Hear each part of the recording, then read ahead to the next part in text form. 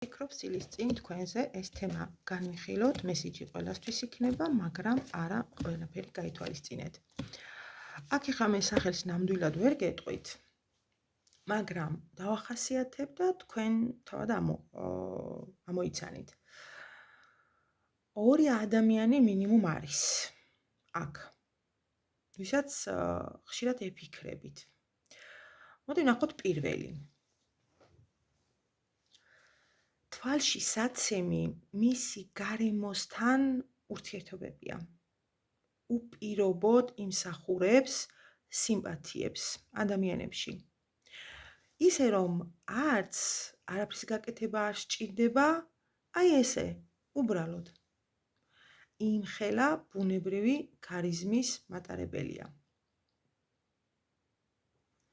ის იდეალური მეგობარია, ბიძაშვილი, მეზობელი, ნათესავი, მაგრამ არა როგორც პარტნიორი.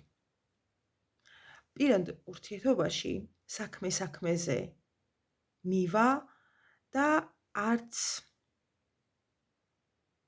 მწვადს დაწვავს, არც შამფურს. ან უკან დაიხევს, ან ჩრდილში დადგება მდუმარედ. არც კარგს იტყვის და არც ცუდს.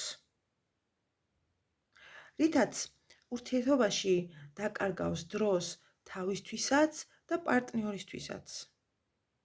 მიუხედავად უკიდეგანო რომანტიზმისა, რომელიც ამ პიროვნებაში დევს, ვერც ემოციებს გამოხატავს. რითაც ის თესავს გაურკვევლობას. ჯამში ვერც თავს გაუგებთ და ვერც ბოლოს. ზუსტად იცის ყოველთვის რა არ უნდა. აი რა უნდა, არასდროს არ იცის.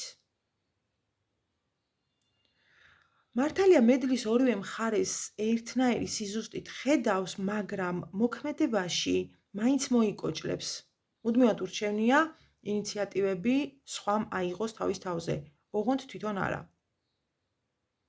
აი ეს პიროვნება ფიქრობს თქვენზე ხშირად და განსაკუთრებით კი ძილის წინ. ეხლა რაც შეეხება მეორეს, მეორე ვინ არის?